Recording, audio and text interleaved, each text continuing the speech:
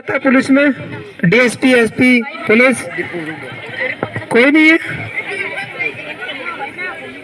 अच्छा मतलब इंटरेस्ट कम है पुलिस में। बेटा अब तो बैठ की नौकरी है, कोई बात नहीं। देखो जिस तरीके से फौज बाहर के दुश्मनों से देश की रक्षा करती है, वैसे ही हमारे समाज के अंदर भी कुछ लोग ऐसे हैं जो हमारे समाज को कमजोर करना चाहते हैं, खोखला करना चाहते हैं, नुकसान पहुंचाना चाहते हैं।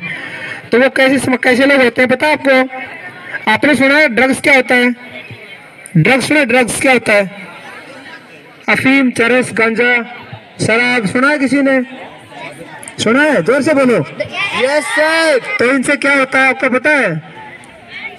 क्या होता है? मुझे कोई बच्चा खड़ा होकर बताओ कि ये सब चीजों से क्या होता है। बताओ कोई समझदार बच्चा बताओ। बताओ बेटा बताओ क्या होता है? सर नशा होता है और जीवन खराब हो जाता है और परिवार को भी साथ में लेकर खराब हो जाता है सर। Very good. देखो कितना उत्साह बच्चों में, बड़ी खुशी होती है कि आप लोग जागरूक हो। और यकीन मानो जिस उम्र में आप आज हो, जो यहाँ बैठे हैं अधिकारी कर्मचारी हैं, ये भी आपकी उम्र से होकर गुजरे हैं।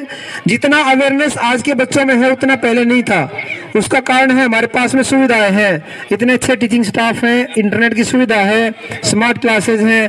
तो मेरी बच्चों से दुआ है बेटा इन चीजों से दूर रहना है। क्या रहना है? और हमें किसके पास जाना है, हमें करना क्या है? पहली बात है कि ये मेरा व्यक्तिगत विचार है, उसका सब इससे एग्री ना हो। मेरा व्यक्ति विचार ये है बेटा कि हर बच्चे के अंदर एक जिंदगी में एक गोल होना चाहिए, एक उद्देश्य होना चाहिए, एक विषय होना चाहिए कि मैं बड़ा होके ये बनना चाहता हूँ। तो कितने बच्चे हैं जिन्होंने सोच रखा है कि मुझे बड़ा होके बनना है, कुछ डिसाइड कर लिया है कि मुझे ये बनना है? Very good. तो बेटा मेरी आपसे रिक्वेस्ट है कि आप लोग इस चीज को चेंज नहीं करना है। अगर किसी ने सोच लिया है मुझे फौज में जाना है, तो उसी तरीके से उस माइंड के बैठा लो कि मुझे फौजी बनना है। और फौजी बनने के लिए क्या करना पड़ेगा, वो आपको आपके जो गुरु हैं उनसे पूछिए कि सर मुझे फौज में जाना है, मुझे इंजीनियर बनना है, मुझे डॉक्टर बनना है, तो मुझे उसके लिए क्या करना पड़ेगा। तो आपको क्या करना है, कुछ सिंपल चीजें हैं मैं आपको बताता हूँ। इस चीजों को अपने दिमाग में बिठा लो। अगर यकीन मानिए आपने अगर आज मेरी बात ध्यान से सुन ली तो आपका भविष्य उज्जवल होने से कोई रोक नहीं सकता। आप ही अपने सितारे हो, अपने आप को चमकाना आपके हाथ में है। गौतम बुद्ध है ना, बहुत महान राजा हुए थे। उन्होंने बाद में अपने तप के बल पर एक सिद्धांत बनाया था, अपने ज्ञान की खोज की थी। उन्होंने कहा था अपो दीपो भव, यानी अपना दीपक खुद बनना है। क्या करना है? अपना दीपक। उसके लिए क्या करना पड़ेगा? तप करना पड़ेगा। तप मतलब समझते हो क्या होता है? वैसा तप नहीं ऋषि मुनि जी की तरह बैठ के तप करना है।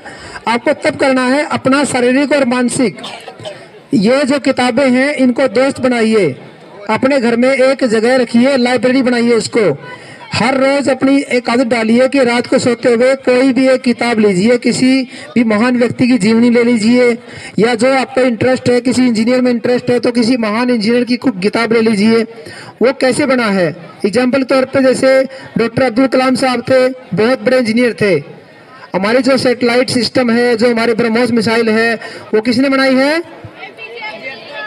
बहुत अच्छे। इस स्कूल के टीचर्स के लिए तालियां बजनी चाहिए बहुत जोर से।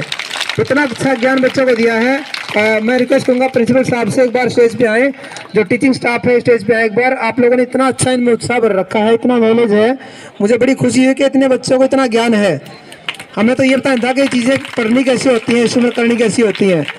तो यहाँ के स्टाफ का, प्रिंसिपल साहब का बहुत बहुत धन्यवाद, इतना अच्छा इनको पढ़ाई करवा रहे हैं। तो बेटा आपने करना क्या है, जिस चीज़ में आपको जाना है उस चीज का जो महान व्यक्ति हैं उनकी जीवनियां लेनी है आपको। अगर लाइब्रेरी में नहीं है, प्रिंसिपल साहब से रिक्वेस्ट है कि आप लाइब्रेरी में मंगवाइए, अपने जो आपके आइडल हैं उनके एक जीवनी पढ़िए, उन्होंने लाइफ में कैसे कैसे स्ट्रगल किया, कैसे आगे बढ़े। यकीन मानिए अगर आप उनकी किताबों को पढ़ लेते हो तो आपका आगे बढ़ने का रास्ता अपने आप तय होता रहेगा। आपका जो दिमाग के अंदर इतनी कैपेबिलिटी है, आप चाहो तो चांद सितारे कुछ भी कहीं पहुंच सकते हो। हम लोग मंगल ग्रह पहुंच गए हैं, वो ऐसे नहीं पहुंचे हैं। बहुत सारे लोगों ने ज्ञान अर्जित किया है, किताबें पढ़ी हैं, बहुत से एक्सपेरिमेंट किए हैं, तब जाके पहुंचे हैं। तो आप लोग भी अगर अपनी लाइफ में विजन बना लो कि मुझे ये करना है और उसकी तरफ लग जाओ पूरी मेहनत के साथ में, तो यकीन मानिए आपको आपके अलावा कोई रोक नहीं सकता। कोई रोक सकता है? कोई रोक सकता है? तो आज से क्या करेंगे, किताबों को दोस्त बनाएंगे, किताबों को बनाएंगे। Very good. और एक किताब कोई भी ले लो, उसको शाम को सोने से पहले 10 मिनट के लिए पढ़ो। वो पढ़ने के बाद जब सोओगे तो आपके जो अंदर जो एनर्जी है, जो सपने भी आएंगे ना, तो आपको वो सोने नहीं देंगे, आपके अंदर ऊर्जा पैदा करेंगे कि मुझे इंजीनियर बनना है, मुझे डॉक्टर बनना है, मुझे साइंटिस्ट बनना है, मुझे एक सोल्जर बनना है, मुझे एक ऑफिसर बनना है, मुझे एक आईएएस बनना है, मुझे आईपीएस बनना है, मुझे एचसीएस बनना है। तो वो चीजें आपके अंदर आती रहेंगी और आपको वो चीजें याद कराती रहेंगी कि मुझे बनना है तो मुझे ये करना पड़ेगा। और बेटा जिंदगी में आगे बढ़ना है तो ये चीज याद रख लो, किताबों के अलावा कोई रास्ता नहीं है, कोई रास्ता किताबों के अलावा नहीं है। ये किताबें ही आपको आगे लेके जाएंगी। इसलिए आज से और अभी से अपने आप से एक वचन लो, कसम खाओ कि मैं आज से अपनी किताबों से प्यार करूंगा, उनको बहुत प्यार से रखूंगा, उनकी इंसल्ट नहीं करूंगा, उनको हमेशा जिस तरह बोलते हैं भगवान को पूजते हो वैसे हमें किताबों को पूजना पड़ेगा। भगवान ने आपको पैदा किया है, आपके माता पिता आपको उसके जरिए बने हैं, लेकिन आपको कामयाब होने के लिए आपको खुद ही अर्जुन की तरह धनुष उठाना पड़ेगा। जिस तरह उस टाइम पे धनुष उठा के धनुष किया गया था, वैसे ही आपको आज के वक्त में किताबें उठा के अपना युद्ध लड़ना पड़ेगा। इसलिए आज से किताबें उठा के क्या करना है, दोस्ती करनी है। किससे करनी है, किससे करनी है, किससे करनी है, वेरी गुड, बहुत अच्छे बच्चे हैं। प्रिंसिपल साहब आप ऐसे निवेदन है कुछ शब्द कहें बच्चों के लिए, आपका स्टाफ ने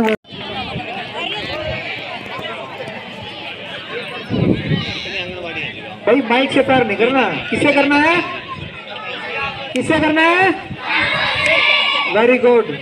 और जब आप 15 साल के आसपास हो जाओगे बेटा तो एक निवेदन और भी है, आपको एक किताब बिल्कुल जरूरी पढ़नी है। कौन सी पढ़नी है, मैं बताता हूँ आपको, भारत का संविधान पढ़ना है, भारत का संविधान पढ़ना है। अगर आपने वो पढ़ लिया तो आपको आपके अधिकार, आपके मौलिक अधिकार, आपको क्या कर सकते हो क्या नहीं कर सकते।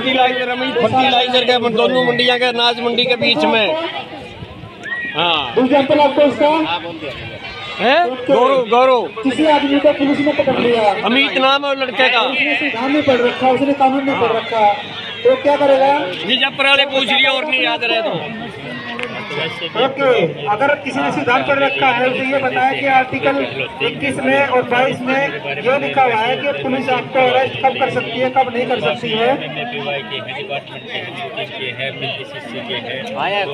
अभी स्टॉल विजिट कर रहे हैं राणा साहब, उसके बाद में जो स्टॉल विजिट हो चुके हैं वो अपना सामान पैक करेंगे।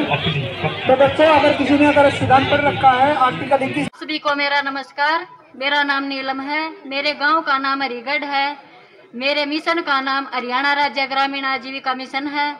मेरे गांव में 9 समूह चल रहे हैं, उनके ऊपर मैं समूह सखी का काम करती हूँ। उन्हीं समूहों में से मेरा भी एक समूह है जिसका नाम आशा महिला स्वयं सहायता समूह है, उसमें मैं कोषाध्यक्ष हूँ। मेरे ग्राम संगठन का नाम उजाला महिला ग्राम संगठन है, उसमें भी मैं कोषाध्यक्ष हूँ। मेरे क्लस्टर का नाम जागृति महिला क्लस्टर समिति स्फीतों है, उसमें भी मैं सदस्य हूँ। और साथ में बुक कीपर का काम भी करती हूँ। इस मिशन से मैं लगभग 2018 से जुड़ी हुई हूँ। इस मिशन में जुड़ने के बाद हमारी लगभग 5 महिलाओं को मिड डे मील में कार्य मिला है तथा मैं हरियाणा राज्य ग्रामीण आजीविका मिशन से जुड़कर मनरेगा सोशल ऑडिट का कार्य भी मिला है। मैं धन्यवाद करती हूँ हरियाणा राज्य ग्रामीण आजीविका मिशन का, जिसने में एक नई पहचान दी और हमारे परिवार की आर्थिक स्थिति में सुधार किया। धन्यवाद। आप सभी को मेरा नमस्कार, मेरा नाम सीता देवी है, मैं गांव हरिगढ़ की निवासी हूं और मैं हरियाणा राज्य ग्रामीण आजीविका मिशन के तहत हमारे गांव में ये 9 ग्रुप बने हैं, जिसमें से मेरे ग्रुप का नाम एकता स्वयं सहायता समूह है, उसमें मैं सदस्य हूं। और मेरे वीओ का नाम उजाला महिला ग्राम संगठन है, उसमें भी मैं सदस्य हूं। और मेरे क्लस्टर का नाम जागृति महिला क्लस्टर समिति है, उसमें मैं सदस्य हूं। मुझे इस समूह में जुड़ने के बाद मेरे को यहाँ पर मिड डे मील में कार्य करने का काम मिला है, इससे मैं बहुत खुश हूँ। मेरी आर्थिक स्थिति पहले अच्छी नहीं थी, लेकिन समूह में जुड़ने के बाद मेरी आर्थिक स्थिति बहुत अच्छी है और मैं धन्यवाद करना चाहूँगी हमारे मिशन का। धन्यवाद। My name is Hans. Class तीसरी, रोल नंबर 7। मैं आज आपको कविता सुनाना चाहता हूँ। कृपया करके आपको पसंद आएगी। आओ बच्चों ताली बजाए, धीरे धीरे ताली बजाए। आओ बच्चों ताली बजाए, धीरे धीरे ताली बजाए। अब बजाए ढोल बजाए, अब बजाए ढोल बजाए। आओ बच्चों ताली बजाए, अभी स्टॉल विजिट की जाएगी। ताली बजाए। आओ बच्चों ताली बजाए, धीरे धीरे ताली बजाए। लेफ्ट बजाए, राइट बजाए, लेफ्ट बजाए, राइट बजाए। आओ बच्चों ताली बजाए, धीरे धीरे ताली बजाए। आओ बच्चों ताली बजाए, धीरे धीरे ताली बजाए। डियर बजाए, पाँच बजाए, डियर बजाए, पाँच बजाए।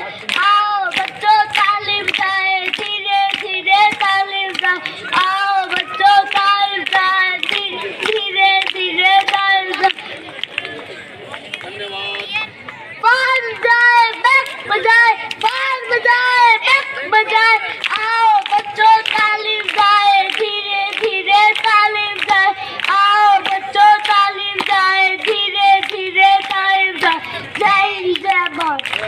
श्री रोजाना जी, बीडीपीओ साहब, एसीपीओ साहब और गांव के सभी बुजुर्ग, माता और बहनों, मातृशक्ति और प्यारे बच्चों, आज हमें इतनी खुशी है कि शायद ये प्रोग्राम पूरे हल्के में हो रहा है। जैसा प्रोग्राम हमारे स्कूल में हुआ, बच्चों ने जैसा रिस्पॉन्स दिया वो बहुत बढ़िया है। 2-3 दूसरे स्कूल में भी हूँ, वहाँ भी नहीं हो सका था ऐसा।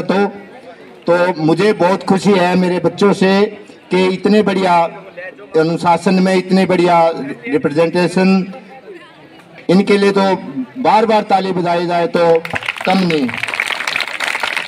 मैं अपने स्टाफ की तरफ से, स्कूल प्रशासन की तरफ से सभी आए हुए मेहमानों का धन्यवाद करता हूं, और यदि कोई कष्ट हुआ हो तो उसके लिए क्षमा भी याचना करता हूं कि हमें कहीं कमी रहेगी तो उससे हमें गाइड करके जाएं। धन्यवाद। बच्चों ने अपने प्रिंसिपल साहब के लिए तालियां कम बजाई, क्या बात है। जोर से मुझे बता, आपको ज्ञान का जो मंदिर है ना, स्कूल है,